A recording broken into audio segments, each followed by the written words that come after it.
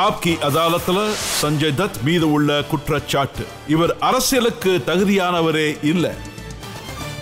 சஞ்சு, நீங்க பல தடவை சொல்லியிருக்கீங்க எனக்கு 50 வயசு ஆக போகுதுன்னு.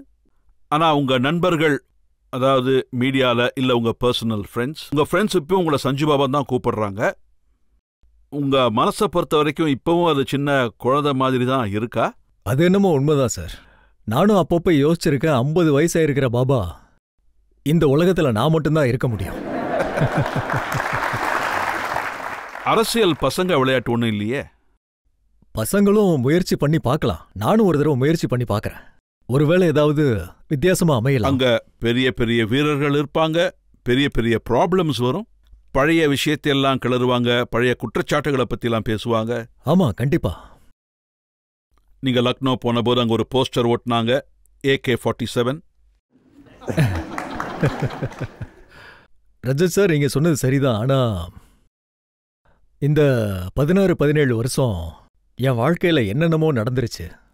அதை விட அதிகமா குற்றச்சாட்டு சொல்றதுக்கு என்ன இருக்கு?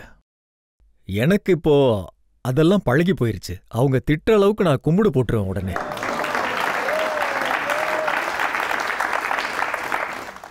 ராம்ஜெத் மலானியோட ஒரு ஆர்டிக்கிள் படிச்சேன். அவர் தான் உங்க கேஸுக்காக வாதாடினாரு, உங்களுக்கு பெயில் வாங்கி கொடுத்தாரு. அவருக்கு உங்களை ரொம்பவே பிடிக்கும். அவர் ஒரு பெரிய விஷயத்த சொல்லியிருக்காரு. அவர் என்ன சொல்லியிருக்காருன்னா, சஞ்சய் தத் ஒருவேளை எம்பி ஆனா நாட்டின் பாதுகாப்புக்கே அது அச்சுறுத்தலா இருக்கும்னு சொல்லியிருக்காரு. எனக்கு அப்படி தோணல. நீங்க என்ன நினைக்கிறீங்க? இல்ல ராம் அங்கிள், நான் அவர் மேல மரியாதை வச்சிருக்கேன், ரொம்ப ரெஸ்பெக்ட் வச்சிருக்கேன். அவர் எனக்கு லாயரா இருந்திருக்காரு.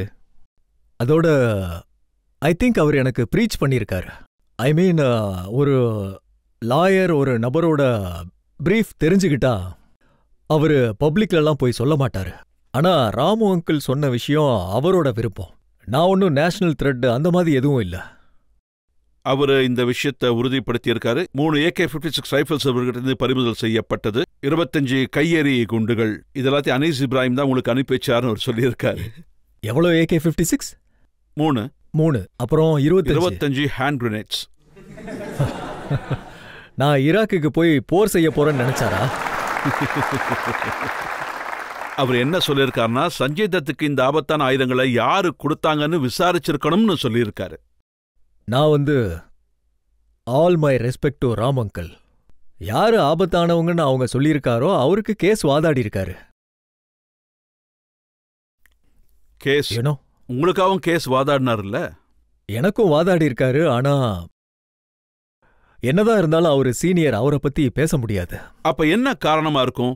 ராம்ஜெத் மலானி மாதிரி ஒரு சிறந்த மனிதர், நல்ல மனசுள்ள ஒரு மனிதர், உங்க மேல எதுக்கு கோவப்படணும்? நான் அவரை எப்ப பார்த்தாலும் அவரோட காலில் விழுந்துருவேன். என் மேல என்ன கோவம்னு தெரியல. அவரோட காலில் விழுவேன், மரியாதை கொடுப்பேன். அவர் வயசுல பெரியவர், என்ன கோவம்னு தெரியல. அந்த கோவத்தை பார்க்கும்போது உங்களுக்கு தோணவே இல்லையா அவருக்கு ஒரு கட்டிப்பிடி வைத்தியம் கொடுக்கலாமேன்னு? அவரை பார்த்தனா கண்டிப்பா அவருக்கு ஒரு கட்டிப்பிடி வைத்தியம் கொடுப்பேன். அவரு சமாதானம் ஆயிடுவாருன்னு நினைக்கிறீங்களா? அதை பத்தி எனக்கு தெரியல. ஆனா அவரை பார்த்தனா அவர்கிட்ட கண்டிப்பா மன்னிப்பு கேட்பேன். ஏன்னா அவர் என்னோட சீனியர். அதனால நீங்க என்ன நினைக்கிறீங்க? இந்த அரசியல்வாதிங்கிற உங்களுடைய அந்த புது பொழுதுபோக்கு, அதாவது இதுக்கப்புறம் தான் இது ஆரம்பிச்சுதா? காந்திகிரின்னு உங்களுக்கு ஒரு பாப்புலாரிட்டி கிடைச்சதுக்கு அப்புறமா அது மூலமா உங்களுக்கு ஏதாவது நன்மைகள் நடக்கும்னு நினைக்கிறீங்களா? இல்ல ரஜத் சார், ஆக்சுவலி பாம்பேல நடந்த அந்த சம்பவம் 26/11 அதை பார்த்ததுக்கு அப்புறம் நான் யோசிச்சேன்னா, கண்டிப்பா அரசியலுக்கு போயாகணும். அட்லீஸ்ட் யாராவது ஒருத்தர் ஏதாவது பண்ணணும் நம்ம பாதுகாப்புக்காக, நம்ம நாட்டுக்காக. யார் வேணாலும் கேட்ஸ் ஆஃப் இந்தியாவுக்கு பேக்ஸை தூக்கிட்டு மக்களை கொல்ல ஆரம்பிச்சிடுறாங்க. நம்மளால ஒன்னும் பண்ணவே முடியல. நம்மளோட செக்யூரிட்டி ஏஜென்ட் கிட்ட எக்யூப்மெண்ட்ஸ் இல்ல. அவங்க காம்பேக்ட் 60 மணி நேரம். எத்தனை பேர் இறந்து போயிட்டாங்க. அவங்க பாலிட்டிஷியன்ஸ் இத பத்தி ஏன் யோசிக்கவே மாட்டேன்றாங்க? சொல்லுங்களேன் நீங்க.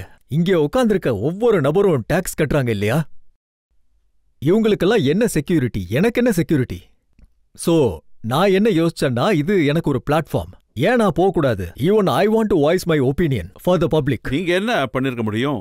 பவர் இருக்கிற இடத்துல நீங்க உட்கார்ந்திருந்தா, அதாவது முடிவெடுக்கிற இடத்துல நீங்க இருந்திருந்தா, இந்த மாதிரி டெரரிஸ்ட் அட்டாக் நடக்கும்போது நீங்க என்ன பண்ணிருப்பீங்க? நான் அட்லீஸ்ட் அங்க போயாவது சப்போர்ட் பண்ணிருப்பேன். நான் வீட்ல உட்காந்துட்டு டிவி பார்த்துட்டு இருக்க மாட்டேன். நான் ஒரு பொலிட்டீஷியன். நான் அந்த இடத்துக்கு போவேன், கிரவுண்ட் ஜீரோக்கு போவேன், போய் ஏதாவது பண்ணுவேன். நீங்களும் போட்டியிடுறதுக்கு லக்னோ தொகுதியை தேர்ந்தெடுத்தீங்க. அந்த இடத்துல 5 தடவை அடல் பிஹாரி வாஜ்பாய்ஜி ஜெயிச்சிருக்காரு. நிச்சயமா அடல்ஜி, நான் ஏற்கனவே சொன்ன மாதிரி அவரு என்னோட அப்பா மாதிரி. அவரு பிரைம் மினிஸ்டரா இருந்திருக்காரு. நான் அவர் மேல நிறைய மரியாதை வச்சிருக்கேன். ஒருவேளை அடல்ஜி நின்னா நான் ரிசைன் பண்ணிடுவேன்.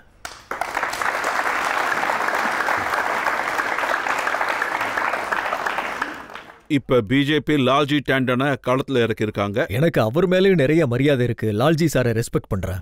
அவருக்காக வித்ரா பண்ண மாட்டீங்களா? இல்ல. நாங்க இன்னொரு விஷயமும் கேள்விப்பட்டோம். அமர் சிங் சொல்லியிருக்காரு, ஒருவேளை கோர்ட்ல உங்களுக்கு போட்டியிட பர்மிஷன் கொடுக்கலன்னா அந்த சீட்ல மானியத்தா தான் போட்டியிடுவாங்களாமே. மானியத்தா என்ன கேட்டா அவங்க தேர்தலில் நிக்க கூடாதுன்னு தான் சொல்லுவேன். அவங்க சமையல் புக் எழுதுறது நல்லது, வீட்டுல உட்காந்து. பிலிம் இண்டஸ்ட்ரியில உங்களுக்கு நிறைய நண்பர்கள் இருக்காங்க. சல்மான் உங்க நண்பர், கோவிந்தா உங்க நண்பர், ரொம்ப பெரிய லிஸ்டே இருக்கு. நீங்க லக்னோல தேர்தலில் நிற்கும் போது இவங்க எல்லாரும் உங்களுக்காக கேம்பெயின் பண்ண வருவாங்களா?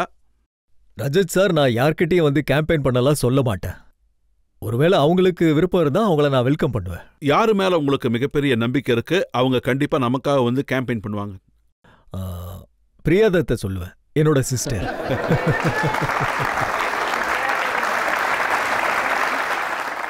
அதோட சத்ருவன் சின்ஹாவை பிஜேபியில இருந்து சமாஜ்வாடி கட்சிக்கு நீங்க இழுக்கிறதா கேள்விப்பட்டேன். ரஜத் சார், நான் எங்க முயற்சி பண்றேன்? சமாஜ்வாடி கட்சியோட போட்டி போட நான் முயற்சி பண்ணிக்கிட்டு இருக்கேன். ஆனா சத்ரு சார் எகைன் அவர் ஒரு சிறந்த மனிதர். எனக்கு என்னோட குடும்பத்துக்கு ரொம்ப நல்லா சப்போர்ட்டிவா இருந்தாரு. நானும் அதை தான் விரும்புறேன். சார் இந்த கட்சிக்கு வந்தா ரொம்ப நல்லா. நீங்க பேசுறத கவனிக்கும் போது நீங்க அரசியல் தந்திரங்களை ரொம்ப நல்லாவே கத்துக்கிட்டீங்க போல இருக்கு. இல்ல இல்ல இல்ல.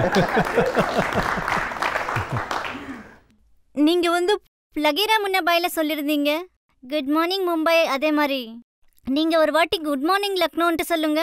அவங்க உங்களுக்கு ஓட் போடணும்னா கண்டிப்பா ஓட் போடுவாங்க. இப்போ சொல்லவா? Good Good morning, Lucknow. This is Sanjay Da. ஏதாவது ஸ்பீச் ரெடி பண்ணி வச்சிருக்கீங்களா நீங்க கேம்பெயின் போனா பேசுறதுக்காக? ஒரு கட்டிப்பிடி வைத்தியம் கொடுத்தா முடிஞ்சது. ரஜித் சார் உங்ககிட்ட கஷ்டமான கேள்வி கேக்குறாங்க. ஒரே ஒரு கட்டுப்படி வைத்தியம் பண்ணா எல்லாம் சரியாயிடும். ஒரே ஒரு தடவை ஹக் பண்ணுங்க சார். கண்டிப்பா பண்ணுங்க சார்.